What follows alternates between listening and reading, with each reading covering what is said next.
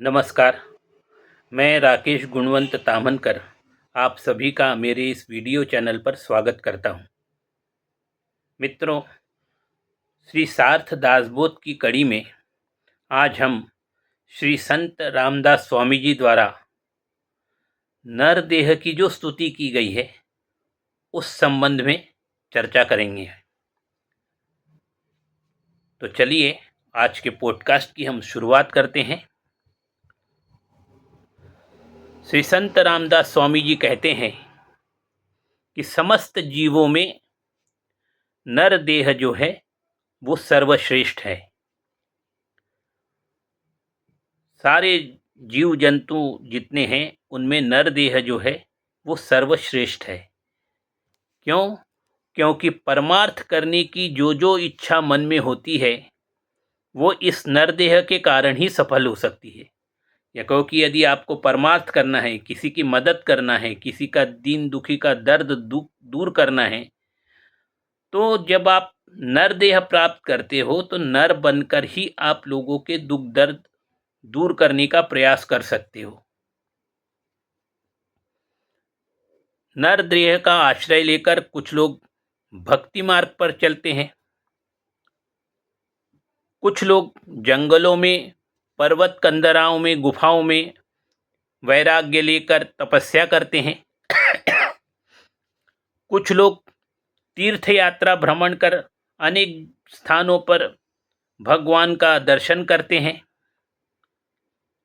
कुछ लोग पुनश्चरण करते हैं, कुछ लोग नाम जाप करते हैं, निष्ठापूर्वक नाम स्मरण करते हैं, कोई तप करता है, कोई योगाभ्यास करता है। नर देह प्राप्त होने के कारण कुछ अध्ययन कर वेद शास्त्री बन जाते हैं। कोई भगवान प्राप्ति के लिए कुछ लोग उपवास कर कठोर तप करते हैं, तो कुछ लोग भावार्थ शक्ति से भगवान को अपना बना लेते हैं। क्योंकि कहा जाता है कि भगवान जो है वो भाव के भूखे हैं। वो किसी प्रकार का आडंबर पसंद नहीं करते। आपके मन में भगवान के प्रति क्या भावना है? यदि आपका प्रेम पूर्वक भावना भगवान को प्राप्त करने की इच्छा है तो भावनाओं से भगवान आपसे जुड़ जाते हैं।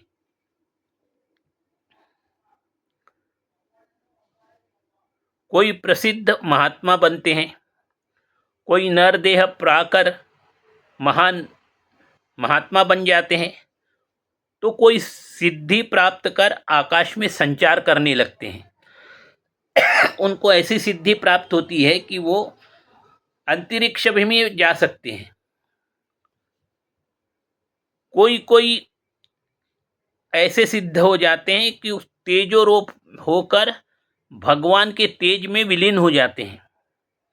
स्वयं तेजोरूप होकर भगवान के तेज में विलीन हो जाते हैं। ऐसे भी बहुत से संत होते हैं। कुछ लोग पानी में विलीन हो जाते हैं, जल में विलीन हो जाते हैं। कुछ लोग संत तुकाराम जी की तरह देखते ही देखते आसमान में अदृश्य हो जाते हैं। कुछ लोग एक ही जगह बैठकर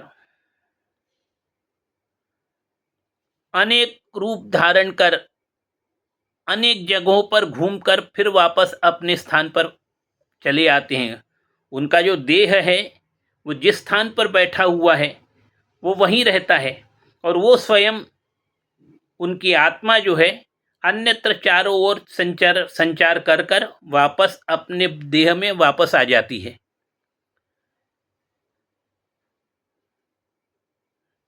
कुछ संत चांगदेव महाराज की तरह होते हैं। चांगदेव महाराज ने क्या किया था? वो उनको ज्ञानेश्वर महाराज से मिलना था, तो वो शेर और बाघ की सवारी कर, और उनको जो लगाम है वो उन्होंने सर्पों की लगाम बनाई थी, और बाघ के ऊपर, शेर के ऊपर सवारी कर सर्पों की लगाम लेकर बड़ी तेजी के साथ वो ज्ञानेश्वर महाराज की तरह आ रहे थे। तो ऐसे भी संत होते हैं जिनको ये सिद्धि प्राप्त होती है कि वो हिंसक पशु को भी अपनी सवारी बना सकते हैं। तो कुछ संत ऐसे भी होते हैं ज्ञानेश्वर महाराज की तरह कि वो तो दीवार के ऊपर बैठे थे, जब उनको किसी ने आके बताया कि चांगदेव महाराज आपसे शेर की सवारी कर मिलने के लिए आ रहे हैं, तो अपने से यदि कोई मिलने के लिए आ रहा है तो अपने आगे जाकर उसका स्वागत करना चाहिए, ये हमारा धर्मशास्त्र कहता है। तो चांगदेव महाराज दीवार पे बैठे थे, उन्होंने दीवार को कहा चलो चांगदेव महाराज का हमें स्वागत करना है, तो गांव का जो सीमा है वहां तक दीवार पर बैठकर वो चले गए। तो ऐसे भी कोई संत होते हैं कि उनको वो भी सिद्धि प्राप्त होती है कि निर्जीव को भी चलने के लिए मजबूर कर देते हैं।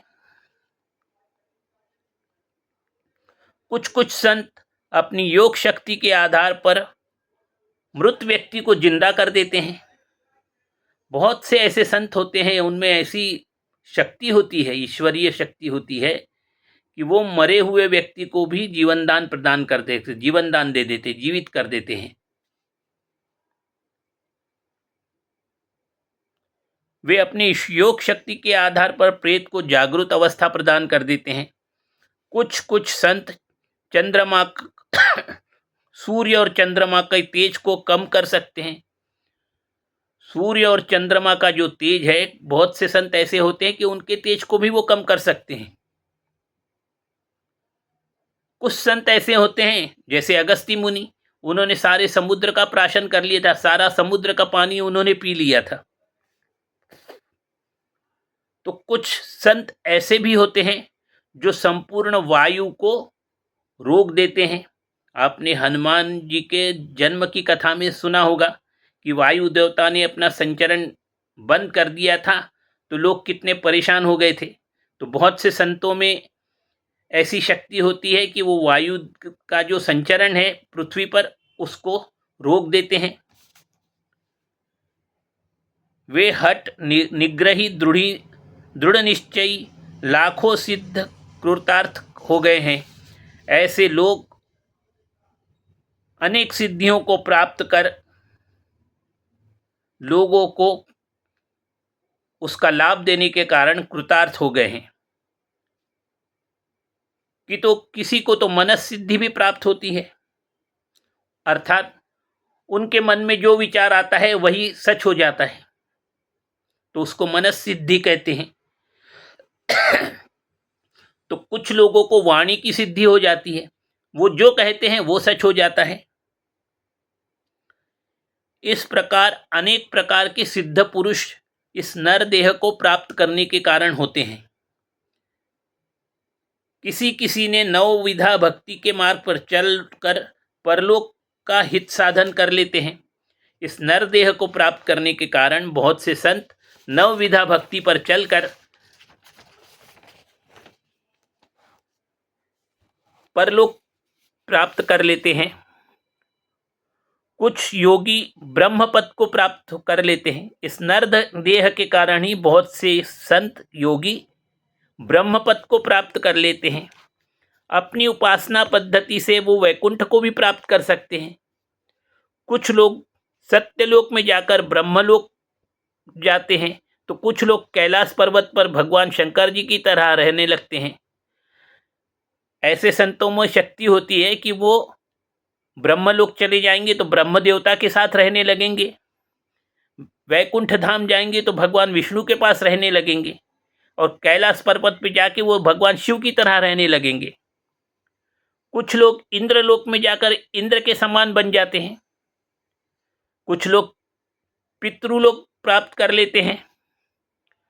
कुछ लोग नक्षत्र लोक में जाकर क्षीर सागर में जैसे शेष सैया पर भगवान विष्णु विराजमान है, उस प्रकार क्षीर सागर में पहुंचकर भगवान विष्णु का सामीप्य प्राप्त कर लेते हैं। कुछ लोग सलोक देवलोक में रहना चाहते हैं, तो कुछ लोग भगवान के समीप रहना चाहते हैं। कुछ लोग समरूपता में देवरूप को प्राप्त करना चाहते हैं, तो कुछ लोग सायुज्यता में ब्रह्म रूप को प्राप्त करना चाहते हैं। तो इस प्रकार ये सायुज्य मुक्ति की 4 प्रकार हैं। तो जो संत होते हैं उनमें 4 प्रकारों में उनको जो भी प्रकार पसंद हो वो उस प्रकार की सायुज्य मुक्ति प्राप्त कर सकते हैं। कौन कौन से सायुज्य मुक्ति के प्रकार है? पहला है कि सलोक सायुज्य मूर्ति, यानी आप देवलोक में जाके रह सकते हो। समीपता सायुज्य मुक्ति, भगवान के पास आप जाके रह सकते हो। ब्रह्म रूप, भगवान ब्रह्मा के पास जाकर आप ब्रह्म रूप होके वहां पे रह सकते हो। तो इस प्रकार जो भी सायुज्य मुक्ति आप प्राप्त करना चाहते हो वो सायुज्य मुक्ति इस नरदेह के द्वारा आपको प्राप्त हो सकती है। इस नरदेह का माध्यम से आप अपना कल्याण कर सकते हो। ये ऐसा नरदेह विख्यात है, इसका वर्णन करना अत्यंत कठिन है, ऐसा संत रामदास स्वामी कहते हैं।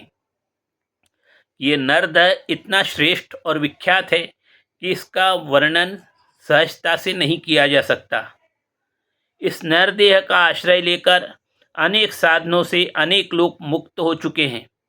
अनेक संतों ने इस नरदेह का सहारा लेकर मुक्ति प्राप्त की हुई है। नरदेह को प्राप्त कर अहंकार को त्याग कर स्वानंद सुख भोग कर उत्तम गति को प्राप्त करते हैं। अनेक संत जो है नरदेह को प्राप्त करने के बाद अपने अहंकार को त्याग देते हैं, फिर स्वानंद सुख, भगवान का दर्शन करने से जो अपने आप को स्वानंद सुख प्राप्त होता है वो सुख का अनुभव कर उत्तम गति को प्राप्त करते हैं। जिन जिन का उद्धार हुआ उन्होंने इस नरदेह का माध्यम से ही कार्य किया है, जिसके कारण उनको मुक्ति प्राप्त हुई है। इस कारण इस नरदेह की श्रेष्ठता के संबंध में कोई संशय नहीं है। तो ये हमारे सामने इतने अधिक उदाहरण हैं जिससे ये नरदेह कितना श्रेष्ठ है इसमें किसी प्रकार का कोई संशय नहीं रह जाता। शास्त्रों में कहा गया है कि पशु देह में रहकर सद्गति प्राप्त नहीं हो सकती। पशुओं के जन्म में मुक्ति नहीं मिलती। तो भरत मुनि की कथा भी आपको मालूम होगी कि एक बार उन्होंने एक हिरण को एक व्याघ्र ने खा लिया। उसका जो बच्चा था उसको वो अपने घर पे ले आए, उसको पाला पोसा बड़ा किया। तो मृत्यु के समय उनको उस हिरण के बच्चे की चिंता लगी हुई थी। तो मरते समय हिरण का चिंतन करने के कारण उनको अगला जन्म जो हुआ हिरण के रूप में मिला। तो वो अत्यंत पवित्र आत्मा होने के बावजूद हिरण के जो उनका जन्म हुआ था उसमें उनको मुक्ति नहीं मिली। जब उस हिरण को फिर किसी शेर ने खा लिया तब उनका फिर से दोबारा जन्म एक ब्राह्मण के घर में हुआ, जहाँ जाकर उनको सायुज्य मुक्ति प्राप्त हो सकी। तो पशु जीवन में सद्गति प्राप्त नहीं होती, उसके लिए नरदेह ही आवश्यक है। इस कारण परलोक की प्राप्ति नरदेह से ही हो सकती है। तो परलोक की यदि प्राप्ति करनी है तो आपको नरदेह का ही आश्रय लेना पड़ेगा। संत महंत ऋषि मुनि सिद्ध साधु समाधानी भक्त मुक्त ब्रह्मज्ञानी विरक्त योगी तपस्वी तत्ववेत्ता योगाभ्यासी ब्रह्मचारी दिगंबर सन्यासी, ये षड दर्शनों का अभ्यास करने वाले अनेक थोर भक्त इस नरदेह में उत्पन्न होकर सायुज्य मुक्ति को प्राप्त कर लेते हैं। इस कारण ये नरदेह अत्यंत श्रेष्ठ है। संत रामदास स्वामी कहते हैं कि जितने भी संत महंत ऋषि मुनि सिद्ध पुरुष साधु समाधानी भक्त मुक्ति प्राप्त करने वाले ब्रह्मज्ञानी विरक्त योगी तपस्वी तत्ववेत्ता योगाभ्यासी ब्रह्मचारी दिगंबर सन्यासी, षड दर्शनों का भगवान का दर्शन करने वाले, उसका अभ्यास करने वाले अनेक थोर थोर संतों को इस नरदेह के कारण ही सायुज्य मुक्ति प्राप्त हुई है। इस कारण ये नरदेह जो है अत्यंत श्रेष्ठ है। नरदेह स्वाधीन है, परंतु इस नरदेह को परोपकार के माध्यम से कीर्ति रूप में उबारना होगा। नरदेह स्वाधीन है यानी आप अपने मन के अनुसार आप अपना जीवन जी सकते हो, मगर इस नरदेह में आपको यदि अपना उद्धार करना है तो आपको परमार्थ के मार्ग पर चलना होगा। तब आप अपने इस नरदेह में अपना जो परलोक प्राप्त करने की जो क्षमता है उसको उबार सकते हो। घोड़ा, बैल, गाय, भैंस इत्यादि अनेक जो पशु हैं ये स्वाधीन नहीं है। इसको कोई व्यक्ति बंधन में रखता है, यदि वो उसको छोड़ भी दे तो कोई दूसरा व्यक्ति उसको बंधन में रख लेगा, पर नर देह के साथ ऐसा नहीं है। पुरुष देह में अपने देह पर आपको आसक्ति हो सकती है अथवा नहीं भी होगी, फिर भी उसे कोई बंधन में बांध के नहीं रख सकता। परंतु एक बात है कि नर देह यदि अपंग हो, लूला, लंगड़ा, अंधा हो तो परमार्थ के काम में उपयोगी नहीं होता। बहरा हो तो उसको कुछ सुनाई नहीं देगा, वो संतों के उत्तम वचन निरूपण कैसे सुन सकेगा। गूंगा है तो लोगों के शंकाओं का समाधान नहीं कर पाएगा। तो इस कारण यदि कोई अशक्त रोगी व्यक्ति है तो उसको तो अपने रोग की ही चिंता पड़ी रहती है, तो वो परमार्थ क्या करेगा। मूर्ख एवं अपनी बढ़ाई स्वयं करने वाले तथा संबंधों की बाधा रखने वाले परमार्थ के काम में उपयोगी नहीं हैं। मूर्ख व्यक्ति भी परमार्थ के काम में उपयोगी नहीं है, और अपनी ही बढ़ाई स्वयं करने वाला वो भी परमार्थ के मार्ग में उपयोगी नहीं है। इस कारण किसी भी प्रकार का व्यंग नर देह में नहीं होना चाहिए। नर देह अव्यंग होगा तभी आप परमार्थ कर सकते हैं। तो आपको अवश्य परमार्थ का रास्ता अपनाना चाहिए। परमार्थ यानी दूसरों का भला करना, दूसरों की सेवा करना, दूसरों की मदद करना, दीन दुखियों को दुख दर्द कम करना। जो सब कुछ व्यवस्थित है वही दूसरों की मदद कर सकता है। जो स्वयं परेशान है वो दूसरों के दर्द कैसे दूर कर सकेगा। तो इसलिए नरदेह अव्यंग होना चाहिए, और यदि आपका नरदेह अव्यंग है तो आपको परमार्थ के रास्ते पर चलना चाहिए। तभी आप परलोक में प्राप्ति की जो आपकी इच्छा है वो पूरी हो सकती है। तो आज के पॉडकास्ट में इतना ही। मेरा ये पॉडकास्ट आपको कैसे लगा अवश्य कमेंट बॉक्स में जाकर अपने कमेंट्स लिखिए, और ध्यान रखिए मेरे इस चैनल को अवश्य लाइक करें, सब्सक्राइब करें और शेयर भी करें। जय जय रघुवीर समर्थ।